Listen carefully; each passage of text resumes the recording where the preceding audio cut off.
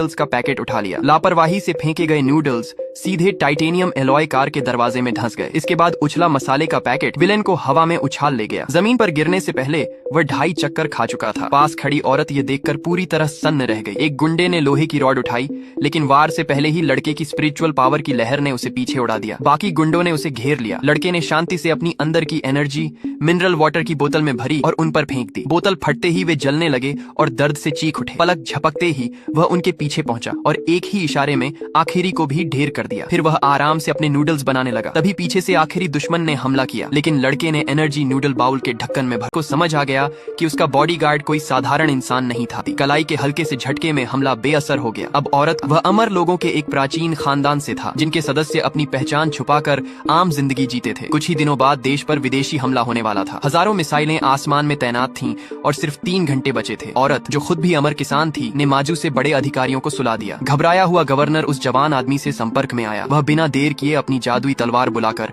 उड़ पड़ा। सही समय पर पहुंचकर उसने पूरे शहर को ढकता हुआ एक विशाल सुरक्षा कवच खड़ा कर दिया। फिर एक सुनहरा ड्रैगन प्रकट हुआ और सारी मिसाइलें निगल गया। पल भर में संकट टल गया। उंगलियां चटकाते ही वह घर लौट आया। वह आराम की उम्मीद ही कर रहा था कि उसकी माँ ने उसे नया मिशन थमा दिया। मना करने पर ब्लाइंड डेट की धमकी मिली तो उसे मानना पड़ा। इस बार उसे एक खूबसूरत सीईओ की सुरक्षा करनी थी, जिसकी कंपनी एयर डिफेंस टेक्नोलॉजी बनाती थी। कमजोर दिखने वाले शरीर को देखकर सीईओ को उस पर भरोसा नहीं हुआ। वह कार से निकलने लगी, लेकिन लड़के की उंगलियां चटकते ही कार मानो जम गई। वह पैदल ही उसके पास पहुंच गया। तभी एक वैन ने रास्ता रोक लिया और किडनैपर बाहर निकले। कुछ ही पलों में वह सबको ढेर कर चुका था। सीईओ पूरी तरह घायल हो गई और उसे अपने माता पिता से मिलवाने ले गई, लेकिन बॉडीगार्ड जानकर उन्होंने उसे हल्के में लिया और रात के लिए स्टोरेज रूम दे दिया। लड़के ने खतरे की चेतावनी दी, पर किसी ने गंभीरता से नहीं लिया। अगली सुबह परिवार जागा तो खुद को बंधा हुआ पाया। तभी उन्हें अपनी गलती का एहसास हुआ। जैसे ही हत्यारे आगे बढ़े,